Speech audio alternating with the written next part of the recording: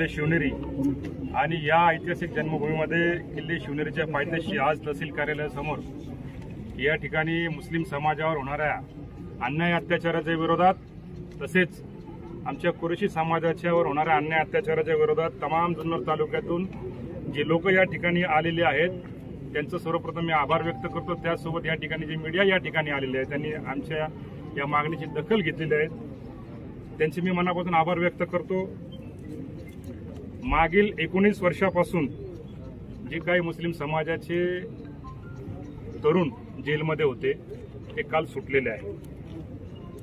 ज्यावेळेला हे तरुण अटक झाल्याच्या नंतर त्या ठिकाणी त्याची मीडिया ट्रायल चालू झाली आणि असं सांगण्यात आलं की प्रत्येक मुसलमान हा दहशतवादी नसतो, परंतु प्रत्येक पकडलेला हा दहशतवादी हा मुसलमान असतो। परंतु 19 वर्षानंतर त्यांना न्याय मिळाला। काही 5 लोकांच्या जवळपास फाश्या होत्या, त्या फाश्या रद्द करण्यात आल्या आणि बाकीच्या लोकांना निर्दोष या ठिकाणी सोडण्यात आलं आणि अशी 19 लोक या ठिकाणी जेलमधून काल बाहेर पडली। सर्वप्रथम ज्या प्रशासनाने त्यांच्यावर खोटे गुन्हे दाखल केले होते त्या प्रशासनाचा मी धिक्कार व्यक्त करतो, त्यांचा निषेध व्यक्त करतो। त्याचसोबत जी लोक आज बाहेर आलेले आहेत त्यांना माझी कळकळीची विनंती आहे, आम्ही त्याला लीगल एड देण्यासाठी तयार आहोत। मॅलाकेशियस प्रिकॉशनच्या अंतर्गत त्यांच्यावर सूट दाखल करावे 2-2 कोटी 5-5 कोटी रुपयाचे। समाज त्यांच्यासाठी जी काही कोर्टची स्टॅम्प ड्युटी आहे ती भरायला या ठिकाणी तयार आहे। आम्ही त्यांच्यासाठी कोर्टामध्ये मोफत उभे राहण्यासाठी तयार आहोत। हे असं जोपर्यंत होत नाही तोपर्यंत असे निर्दोष आमच्या मुस्लिम समाजाचे तरुण हे जेलमध्ये कितपत राहतील, त्यांच्यावर मीडिया ट्रायल होणार।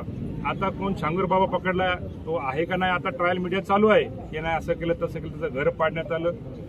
या पद्धतीनं एक सिस्टमॅटिक पद्धतीनं मागील 10-12 वर्षापासून मुस्लिम समाजाला बदनाम करण्याचे काम या ठिकाणी चालू करण्यात आलेलं आहे। आपण या ठिकाणी बघितलं का प्रत्येक मुसलमान दहशतवादी असतो, हा प्रत्येक व्हॉट्सअपवर फिरणारा दैनंदिन सर्रासपणे फिरणारा हा मेसेज आहे। मग महात्मा गांधींना मारणारा नाथुराम गोडसे दहशतवादी नव्हता का? इंदिरा गांधीला मारणारे दहशतवादी नव्हते का? राजीव गांधींना मारणारे दहशतवादी नव्हते का? आणि शेकडो मुस्लिम आज ते 10-12 वर्षापासून मॉब लिंचिंगच्या नावाखाली मारले गेलेले आहेत, ते दहशतवादी नाहीत का? माझा साधा आणि सोपा प्रश्न आहे। हा देश संविधानावर चालतो, हा देश संविधानाने दिलेल्या कायद्यावरती संविधानावरती हा देश चालतो। हा देश कोणतेही गीता रामायण महाभारत पुराण किंवा पुराणवर चालत नाही किंवा शरिया कायद्यावर चालत नाही, तर हा देश संविधानावर चालतो। भिडे गुरुजी मागच्या दिवशी काही दिवस अगोदर म्हटले की हा देशाचा तिरंगा नसून या देशाचा ध्वज हा भगवा आहे। विचार करा मित्रांनो, जर हे वक्तव्य कोणी मुसलमानांनी केलं असतं तर त्याचं काय केलं असतं? त्याचं घर पाडलं असतं, तुम्ही त्याला अटक केली असती, त्याच्या सहकार्याला अटक केली असती आणि त्याला तुरुंगात टाकलं असतं। काय केलं या मनोहर भिडेच्या लोकांनी? काहीही नाही। कारण प्रशासनाला जे फेवरेबल गोष्टी आहेत, प्रशासनाला ज्या गोष्टी पाहिजे आहेत त्या सर्व गोष्टी हा मनोहर भिडे किंवा त्याची सगळी जी पिलावळ आहे ही करत आहे। आपण जुन्नर तालुक्यामध्ये पण ज्यावेळेला बघितलं का अनेक ठिकाणी मनोहर भिडे या ठिकाणी किल्ल्यावर आला होता आणि त्यांनी या ठिकाणी मूर्ती किल्ल्यावर त्याच्या अनुयायांनी काही तिकडे तोडफोड केली, त्या संदर्भात 3 एफआयआर दाखल झाल्या। अनेक ठिकाणी जुन्नर तालुक्यामध्ये मुस्लिम समाजावर अन्याय अत्याचार होत आहेत, परंतु याच्यामध्ये कोणतीही ठोस कारवाई या ठिकाणी केली जात नाही। आपण बघितलं संपूर्ण महाराष्ट्राच्या कानाकोपऱ्यातून या ठिकाणी काही जातीवादी आमदार किंवा राजकीय पुढारी हे विधानसभेच्या अगोदर त्याच्यामध्ये संग्राम जगताप असो, त्याच्यात महेश लांडगे असो, त्याच्यात पडळकर असो किंवा त्याच्यामध्ये निलेश राणे असो किंवा त्याच्यामध्ये मेधा कुलकर्णी किंवा नवनीत राणा, या जो अख्ख्या महाराष्ट्रभर हिंदू मुस्लिम जातीय तेढ निर्माण करून जो धुमाकूळ घातला आहे त्याच्यावर कोण कारवाई करणार? माझी आपल्या या न्यूज चॅनलच्या माध्यमातून सगळ्या महाराष्ट्राला विनंती आहे। फेब्रुवारी 2014 मध्ये मान्य सुप्रीम कोर्टाने एक निकाल दिलेला आहे, त्या निकालामध्ये स्पष्टपणे सांगितलेलं आहे का जर अशा जातीवादी हेट स्पीच करणाऱ्यावर गुन्हा दाखल केला नाही तर पोलीस प्रशासनाने सुमोटो ऍपीवर होऊन त्यांच्यावर गुन्हा दाखल करायला पाहिजे। का कोणताही पॉलिटिशियन त्याच्यावर सुमोटो ऍपीवर होऊन गुन्हा दाखल करत नाही? का त्यांच्यावर कडक कठोर कारवाई केली जात नाही? इथे छोट्या छोट्या मुस्लिम समाजाच्या मुलांनी जर काही स्टेटस ठेवले तर दुसऱ्या दिवशी 50 पोलीस त्याच्या घरी जातात, त्याला अटक करतात, 4 दिवस त्याच्यात पोलीस कोठडीत टाकतात त्याला आणि त्याला जेलमध्ये टाकून त्याला संविधानिक पद्धतीने त्याची जामीन त्याला बाहेर पडावं लागतं. परंतु अशी जी मोकाट माणसं ज्या महाराष्ट्रभर फिरत आहे, जी जातीयवादी त्यांना फॉलो करत आहे, जातीयवादी संघटना त्यांना फॉलो करत आहे, त्यांचं तुम्ही काहीच करत नाही. अशा लोकांच्या विरोधात माननीय हायकोर्टात जाऊन कंटेम्प्ट ऑफ कोर्ट हे मेहरबान सुप्रीम कोर्टाच्या आदेशाचं उल्लंघन म्हणून जिल्ह्यातील प्रत्येक जिल्ह्यातील जी सुज्ञ माणसं असतील, तिकडचे जी वकील असतील, तिकडचे जे मुस्लिम पुढारी असतील, त्यांनी ह्या बाबीची दखल घेऊन सर्व पत्र व्यवहार करून त्यांच्या तक्रारी करून माननीय हायकोर्टामध्ये संदर्भीय एसपी किंवा ते हेट स्पीच करणाऱ्या लोकांना पार्टी करायला पाहिजे आणि त्या अवमान्याच्या आणि त्या हेट स्पीचच्या संदर्भात त्या लोकांना जेलमध्ये टाकायला पाहिजे. ही वेळ फार नाजूक आहे. रस्त्यावर उतरून आंदोलन करणं हे अतिशय चुकीचं आहे, कारण ते तुमची वाट बघत आहे कधी रस्त्यावर येत आहे.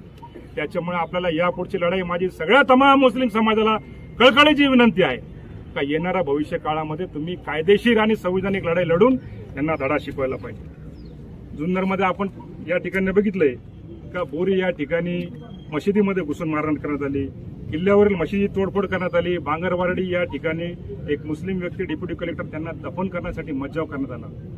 खानापूर या ठिकाणी आपण बघितलं, खानापूरच्या कब्रस्तानमध्ये सुद्धा काही दिवसा अगोदर त्यांनी मुस्लिम समाजाच्या मालकीच्या दफनभूमीमध्ये दफन करण्यासाठी त्यांना अटकाव केला. या सर्व जमिनी मुस्लिम समाजाची आहे. वक्फ संदर्भात जे अनधिकृत बेकायदेशीर पद्धतीनं संसदेमध्ये नियम करण्यात आले, मान्य सुप्रीम कोर्टामध्ये ती बाब न्यायप्रविष्ट आहे. परंतु आमचं असं सांगणं आहे, तमाम मुस्लिम समाजाला तुम्हाला गाडायला जागा भेटणार नाही, तुम्हाला दफन करायला जागा भेटणार नाही. या अशा कठोर आणि बेकायदेशीर आणि घटनाविरोधी घटनाबाह्य कायद्याच्या विरोधात सर्व मुस्लिम समाजाने संघटितपणे याचा विरोध करायला पाहिजे, कायदेशीरदृष्ट्या याचा विरोध करायला पाहिजे आणि संविधानिक पद्धतीने जवळपास 25 देशभरातून लोक या सुप्रीम कोर्टामध्ये गेलेले आहेत. नारंगाव सारख्या ठिकाणी, आळेफाटा सारख्या ठिकाणी मुस्लिम समाजाला फ्लॅट दिला जात नाही, संघटितपणे त्याला अटकाव केला जातो. अशा अनेक प्रकारच्या अन्याय आणि अत्याचाराच्या विरोधात आजचा हा मोर्चा आम्ही काढलेला आहे. त्याचसोबत मागील काही दिवसापासून आपण बघतोय तर कुरेशी समाजावरती कसा मोठ्या प्रमाणावर अन्याय अत्याचार होत आहे. तथाकथित गोरक्षक जे आहेत ते कशा पद्धतीनं कुरेशी समाजाला तथा शेतकऱ्यांना वेठीस धरत आहे. आपण बघितलं त्यांची इथपर्यंत मजल गेलेली आहे का शेतकऱ्यांच्या दारात जाऊन, त्याच्या ओसरीत जाऊन, त्याच्या गोठ्यात जाऊन जनावरं घेण्याचा प्रयत्न चालू आहे. आता जर अशा पद्धतीनं फक्त कुरेशी समाजाला पुढे करून, टार्गेट करून आणि शेतकऱ्यांवर अन्याय अत्याचार करून जर यांना काही साध्य होत असेल तर यांनी ही सर्व जरी खाटी जनावर आहे ती त्यांनी त्यांच्या घरी घेऊन जाऊन पाळावी. समाजामध्ये बीप संदर्भात चुकीच्या गोष्टी डोक्यात टाकण्यात आलेल्या आहे, कत्तलखान्यासंदर्भात चुकीच्या गोष्टी डोक्यात टाकण्यात आलेल्या आहे. मुंबईच्या कत्तलखान्याला मुंबई महानगरपालिकेने तसंच महाराष्ट्र शासनाने 500 कोटी रुपये तो कत्तलखाना अत्याधुनिक व्हावा म्हणून दिलेले आहे. का दिले पैसे? हे जुन्नरच्या नगरपालिकेच्या कत्तलखान्याला 1 कोटी रुपये महाराष्ट्र शासनाने दिले. का दिले पैसे? कारण त्या ठिकाणी अधिकृत कत्तल व्हावी, अनधिकृत कत्तली जे गोवंश हत्याबंदी होऊ नये त्या संदर्भात तो कायदा होता आणि त्याला पूरक कायदा होता. आणि त्या ठिकाणी होणाऱ्या कत्तलखान्यामध्ये अधिकृत कत्तली म्हणजे म्हशीच्याच कत्तली होणार, कायद्याच्या चौकटीत कत्तली होणार. लोक, पोलीस प्रशासन तथा जे LTO पशुवैद्यकीय अधिकारी हे त्या ठिकाणी सगळ्या जनावरांची तपासणी करून त्या ठिकाणी कत्तली करणार आहे. अशा अधिकृत कत्तलखान्यांना विरोध करून ज्या चुकीच्या पद्धतीनं मुस्लिम समाजाला टार्गेट करण्यात आलं त्या सर्वांचा मी निषेध या ठिकाणी व्यक्त करतो. आणि नगरपालिका प्रशासनाला आता आम्ही निवेदन देऊन आलेलो आहोत का सदर कत्तलखाना कायदेशीर पद्धतीने चालू करावा. उद्याच्या भविष्यामध्ये आम्ही कायदेशीर मार्गाने हायकोर्टातून सदरचा कत्तलखाना चालू करणारच आहोत, संविधानिक पद्धतीने कायद्याच्या चौकटीवर करणारच आहोत. त्याला कोणी अटकाव करू शकत नाही, कारण हा आमचा मूलभूत अधिकार आहे. त्याचसोबत बीप संदर्भात आता लोकांच्या मनात असं असतं का बीप म्हणजे गाईचं मटण. बीप म्हणजे गाईचं मटण नाही, बीप म्हणजे मोठ्या जनावरांच्या मटणाला बीप म्हटलं जातं. आता कायद्याच्या चौकटीमध्ये म्हैस कापणे हा अधिकार आहे आमचा. त्या लोकांना त्याचा व्यवसाय करण्याचा, व्यापार करण्याचा अधिकार आहे. आता कत्तली संदर्भात या ठिकाणी हाफिज साहेबांनी सांगितलं की 2 प्रकारचे व्यापार या ठिकाणी होतात. एक खरेदी विक्रीचा व्यापार होतो आणि एक कटिंगचा व्यापार होतो. कटिंगचा व्यापार करणारे 2 ते 3% लोक आहेत, परंतु खरेदी विक्री करणारा समाज हा 97 ते 98% हा समाज आहे. या ठिकाणी जर शेतकरी त्याची खाटी जनावरं विकणार नाही, आमचा कुरेशी समाज यांचं आणि शेतकऱ्यांचं एक अतूट नातं आहे. ज्यावेळेला जनावर खाटी होतं आणि ती खाटी जनावर शेतकरी बाजारात घेऊन येतो आणि बाजारात घेऊन आल्यानंतर तो त्याची रिप्लेसमेंट करतो आणि दुधाळ जनावर तिथून घेऊन जातो.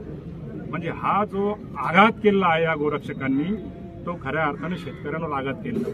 आता समजा मी बीफ खातो, म्हशीचं मटण खातो, मी गोवंश हत्येच्या विरोधात आहे. माझी पहिल्यापासून भूमिका आहे की मी गोवंश हत्येच्या विरोधात आहे. परंतु या ठिकाणी आर्टिकल 25ने आम्हाला आहार शृंखला दिलेली आहे, आम्हाला बीफ खाण्याचा अधिकार दिलेला आहे. मी या ठिकाणी आर्टिकल 25चा अभिमानाने लोकांच्या समोर, पुढाऱ्यांसमोर भाषण करताना सांगतो की माझा बाप अफजल खान आहे, मी 5 वेळा नमाज पठण करतो, माझ्या हातात हिरवा झेंडा आहे आणि मी रोज बीफ खातो. याच्यात काय गैर आहे? मला संविधानाने सगळे अधिकार दिलेले आहेत. त्याच्यामुळे आमच्या संविधानिक अधिकारापासून कुणीही आम्हाला रोखू शकत नाही, आम्हाला थांबवू शकत नाही. जर तो असं करत असेल तर तो संविधानाच्या विरोधात आहे, घटनेच्या विरोधात आहे आणि आम्ही घटनेला मानणारे लोक आहोत. गोवंश हत्याबंदी लागू झाल्याच्या नंतर मुस्लिम समाजाने कडक भूमिका घेऊन सर्व कुरेशी समाजाला सांगितलेलं आहे का कोणत्या प्रकारे गोवंश हत्या करू नका. कुरेशी समाज याचं पालन करतो. जे काही 4-2 लोक असतील त्याच्यावर गुन्हे दाखल होत आहे, त्यांच्यावर कायदेशीर कारवाई होत आहे, प्रशासन त्यांचं बघून घेईल. परंतु 2 लोकांसाठी संपूर्ण 98% कुरेशी समाजाला वेठीस धरणं हा कोणता न्याय आहे? व्यवसाय करत असताना आपण मागच्या वेळेला बघितलं, पारुंड्यामध्ये आमच्या एका मुस्लिम तरुणाला, कुरेशी तरुणाला प्रचंड मारहाण करण्यात आली, त्याचे हात 2 ठिकाणी मोडण्यात आले. हा काय प्रकार चाललाय? बोरी या ठिकाणी 14 नंबर या ठिकाणी आमच्या एका कुरेशी बांधवाची गाडी पलटी करण्यात आली, त्याला प्रचंड मारहाण करण्यात, त्याचा पाय मोडण्यात आला आणि त्याला प्रचंड बेदम मारहाण करून मरणासन्न अवस्थेमध्ये त्याला सोडण्यात आलं आणि त्याची व्हिडिओ शूटिंग त्या ठिकाणी काढण्यात आली आणि सोशल मीडियाच्या वेगवेगळ्या प्लॅटफॉर्मवरून ती प्रसारित करण्यात आली का मुस्लिम समाजामध्ये एक दहशतीचं वातावरण निर्माण व्हावं, मुस्लिम समाज हा दहशतीखाली यावा आणि हा व्यापार त्यांनी व्यवसाय बंद करावा. अशा पद्धतीने यांचं काम चालू आहे. आपण ज्यावेळेला बघितलं का हे जे व्यवसाय करणारे लोक आहेत कुरेशी समाजाचे, यांना महाराष्ट्र शासनाच्या कृषी उत्पन्न बाजार समितीने अधिकृत लायसन्स दिलेले आहे. हे काय बेकायदेशीर धंदा करतायत का? यांना अधिकृत पद्धतीनं महाराष्ट्र शासनाच्या कृषी उत्पन्न बाजार समितीचे हे सगळे लायसन्स होल्डर आहेत.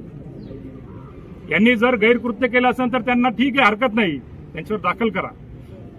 परंतु या ठिकाणी जरा समाज वाईट व्यवसाय करत असेल, लिगल व्यवसाय करत असेल, म्हशीचा व्यवसाय करत असेल, आता गोवंश झालं बाजूला, परंतु आता म्हशीच पकडण्याचं काम या ठिकाणी चालू केलं आहे. म्हणजे म्हशीमध्येच आता तुम्ही काय त्याच्यामध्ये काय शोधत आहेत का तुम्ही? तर वेगळ्या पद्धतीने जर बोललो आपण तर ते लोकांच्या मनाला लागेल, त्याला जिवारी लागेल, ते मूळ पुढे जाऊन बोलत नाही का. आपण ज्यावेळेला आपण बघितलं का तुम्ही जे हिंदुत्ववाद्यांचे जे ताईत आहेत, विनायक दामोदर सावरकर यांचं पुस्तक जर आपण वाचलं 6 सोनेरी पान, त्याच्यामध्ये त्यांनी सांगितलेलं गाय उपयुक्त पशु आहे. स्वामी विवेकानंदांनी एकदा सगळे गोरक्षक त्यांच्या घरी गेले होते, आम्ही असं काम करतो, पुण्याचं काम करतो, हे करतो, ते करतो. स्वामी विवेकानंदांनी त्यांना हाकलून दिलेला हा इतिहास या ठिकाणी आहे. आणि असं असताना तुम्ही जर अशा पद्धतीनं समाजाला टार्गेट करत असाल तर तो तुमचा गोप्रेम नाही, तर हे मुस्लिम द्वेष आहे आणि मुस्लिमांना टार्गेट करण्यासाठी हे तुम्ही काम करत आहे. हे करत असताना काही निवडक लोकांना तुम्ही हातावर धरून, आता गोरक्षक करणाऱ्या लोकांच्या संदर्भात आमच्याकडे एवढे पुरावे आहे का सांगता त्याला हे नाही. जर कॉल रेकॉर्डिंग द्यायचे ठरलं ना, कॉल रेकॉर्डिंग या गोरक्षकांचे हप्ते, तर लाखोने कॉल रेकॉर्डिंग आम्ही तुम्हाला देऊ शकतो. लाखोने कशा पद्धतीने गाड्या पास करतात, कशा पद्धतीने हप्ते घेतात, कशा पद्धतीने मुंबईपर्यंत गाड्या पोहोचवतात, असे लाखो आमच्याकडे कॉल रेकॉर्डिंग आहे. परंतु आता ज्याच्या त्याचा व्यवसायाचा पार्ट आहे, आम्हाला ते समोर आणायचं नाहीये. वेळ पडल्यावर आणू सुद्धा. याच्या मागे सुद्धा मी एका व्हिडिओमध्ये सांगितलं होतं. त्यावेळेला तथाकथित गोरक्षकांनी मला फोन केला, ज्यावेळेला त्यांना मी हे कॉल रेकॉर्डिंग ऐकवले तर ते आपले निघून गेले, त्यांनी काय बोललं नाही. त्यामुळं आमचं हे म्हणणं आहे. आणि बीफ संदर्भात तुम्ही जर म्हणता का बीफ काय फक्त काय कुरेशी समाजच कटिंग करतो का, तुम्ही गुगल उघडा, त्या ठिकाणी अरेबियन फूड कोणाचं आहे, त्या ठिकाणी अल कबीर फूड कोणाचं आहे. या ठिकाणी अनेक गुजराती समाज, नरेंद्र मोदीच्या भाषणामध्ये एकदा आपण ऐकलं असेल का माझे अनेक गुजराती समाजाचे मित्र हे बीफचा धंदा करतात. मग तुम्ही काय या बीफचा धंदा करणाऱ्या लोकांना यांना ज्यांच्यावर कारवाई न करता फक्त गोरगरीब आमच्या कुरेशी समाजाच्या लोकांवरच कारवाई करणार का? या बीफ कटिंग करणाऱ्या या ज्या मोठ्या मोठ्या इंडस्ट्री आज भारतामध्ये, जगामध्ये भारतात 3ऱ्या नंबरचा बीफ एक्सपोर्टर आहे. 3ऱ्या नंबरचा beef exporter, largest beef exporter हा भारत आहे. कुठून येतं हे बीफ? कोण करतं याची कटिंग? या गरीब कुरेशी लोकांना न धरता यांना पकडून त्यापेक्षा जाऊन त्या कत्तलखान्यांना त्यांना धरा, त्यांच्या मालकांना धरा का तुम्ही एवढं बीफ आणताय कुठून, आणि त्यांच्यावर कडक कारवाई करा. असं न करता याच्यावरून असं जाणीव होतं, असं स्पष्टपणे दिसून येतं का हा तुमचं गोप्रेम नाही आहे, हा मुस्लिम द्वेष आहे आणि मुस्लिमांना टार्गेट करण्यासाठी त्याचा राजकीय फायदा घेण्यासाठी हा सगळा प्रयत्न या ठिकाणी चाललेला आहे। आपण या ठिकाणी बघितलंय का पांजरपोळ ज्या ठिकाणी चालू आहे, अनेक पांजरपोळ आपण जे बघितले त्याला महाराष्ट्र शासन पैसे देते, कोट्यवधी रुपयाचा निधी या ठिकाणी चालू आहे त्यांना देण्याचं काम। आपण या पांजरपोळाची अवस्था बघितली तर गायी अशा हाडकुड्या झालेल्या आहेत, अनेक रेकॉर्डिंग अनेक व्हिडिओ आमच्याकडे आहे ज्याच्यामध्ये गायी अशा अक्षरशः तडफडताना मरत आहे, अन्न पाण्या वाचून मरत आहे। अतिशय भीषण अवस्था या पांजरपोळांची आहे आणि यांची आहे। आपण बघितलं तर या पांजरपोळामध्ये आता आमची काही लोक संगमनेरच्या पांजरपोळामध्ये जाऊन आली होती, तिकडची व्हिडिओ शूटिंग आणलेले लागलं तर मी तुम्हाला दाखवतो त्या शूटिंग अशा झालेल्या गायी आहे। म्हणजे आम्हाला ते गायीच्या संदर्भात आमचं काय म्हणणं नाहीये, म्हशी सुद्धा अशा झालेल्या आहेत आणि याच्यामध्ये कहर म्हणजे अनेक ठिकाणी आता आपण व्हिडिओ शूटिंग बघितलं, तुम्ही युट्यूब उघडलं तर अनेक पांजरपोळांनी गोरक्षा करणारी लोक ही धरलेली जनावरं परत मार्केटमध्ये आणतात आणि परत विकतात। अनेक ठिकाणी ते पकडून त्यांच्यावर गुन्हे दाखल केलेले आहेत। युट्यूब उघडल्यानंतर किंवा गुगल उघडल्यानंतर आपल्याला सगळ्या गोष्टी दिसतील। यावरून हा तुमचा फक्त राजकीय अजेंडा आहे, हा मुस्लिमांना त्रास देण्यासाठी आणि जाती जातीमध्ये तेढ निर्माण करण्यासाठी, समाजामध्ये द्वेष निर्माण करण्यासाठी या ठिकाणी तुम्ही एकमेव हा कार्यक्रम चालू केला आहे। त्याचसोबत जे मुस्लिम समाजाच्या वतीनं, कुरेश समाजाच्या वतीनं हे जे बंद पुकारण्यात आलेलं आहे त्या बंदला तमाम आमच्या मुस्लिम समाजाचा पाठिंबा आहे। आपण जर अॅनिमल हजबंडरीची मागच्या या वर्षीची रिपोर्ट बघितली तर 60 लाख गायी आणि गोवंश या महाराष्ट्रातून नष्ट झाले। हे मी सांगत नाहीये, ही भारताची अॅनिमल हजबंडरीची रिपोर्ट आहे। 60 लाख गायी नष्ट झाले। कुणी गाया पाळण्यासाठी तयार नाही, कुणी गोवंश पाळण्यासाठी तयार नाही, कारण एका रात्रीतून तुम्ही अध्यादेश आणून सदरचा हा कायदेशीर धंदा बेकायदेशीर केलेला आहे, 2 नंबरचा धंदा केलेला आहे। हे लोक धंदा करायला गेले का हा 2 नंबर धंदा व्यापार झालेला आहे। तिकडे शेतकरी पाळायला, शेतकरी ज्या वेळेला गोवंश पाळतो तर तो बेकायदेशीर धंद्याचा त्याचा सुमार आता झालेला आहे। आपण मावळामध्ये गेलो तर याच्या मागे परिस्थिती अशी होती का एक शेतकरी 5-25 शेळ्या आणि त्याच्यामध्ये 2, 4, 6 गायी घेऊन जायचा, त्याच्यातून जे काही गोरे म्हणतो मी, गोरे गोवंश हत्येच्या अगोदरची गोष्ट मी तुम्हाला सांगतो का ते गोरे 4-10 गोरे जुन्नरला आणून विकायचा। ज्या वेळेला बकरीद असायची त्यावेळेला त्याची खरेदी विक्री व्हायची आणि त्याच्यातून तो त्याचं आर्थिक उत्पन्न साध्य करायचा आणि त्याच्यात त्याचा घरदाराचा खर्च चालायचा। परंतु आज जर आपण मावळात जाऊन बघितलं तर परिस्थिती काय आहे का कुणी गायी पाळायला तयार नाही। या गोरक्षकांनी या धंद्याच्या मुळावर आघात केलेला आहे, शेतकऱ्यांवर आघात केलेला आहे आणि हा अन्याय फक्त मुस्लिमांवर नाही, कुरेश समाज व्यापार करणार नाही, कुरेश समाज दुसरा व्यापार करेल, दुसरा व्यवसाय करेल, परंतु हे शेतकऱ्यांची खाटी जनावरं घेणार कोण? आज आम्ही या ठिकाणी निषेध म्हणून मोठ्या प्रमाणावर जनावर आणणार होतो, परंतु प्रशासनाच्या विनंतीला मान देऊन कमी लोकांमध्ये आम्ही आजचा हा मोर्चा आणलेला आहे आणि निषेधात्मक आम्ही ज्या म्हशीची पारडी या ठिकाणी आम्ही आणणार होतो ती आणलेली नाही, कारण प्रशासनानं आणि एसपी साहेबांनी आम्हाला सांगितलं होतं की थोडक्यात हा मोर्चा करा, म्हणून आम्ही आज थोडक्यामध्ये आजची ही आम्ही विनंती प्रशासनाला करायला आलो आहोत का याच्या पुढं व्यापार करताना, व्यवसाय करताना हे तथाकथित गोरक्षक ज्या पद्धतीने त्रास देत आहे आणि त्यांना जे राजकीय पुढारी पाठिंबा देत आहे, या लोकांवर कडक कायदेशीर कारवाई व्हायला पाहिजे। यांना मोकळ्या वातावरणामध्ये व्यापार करण्याची परवानगी भेटायला पाहिजे।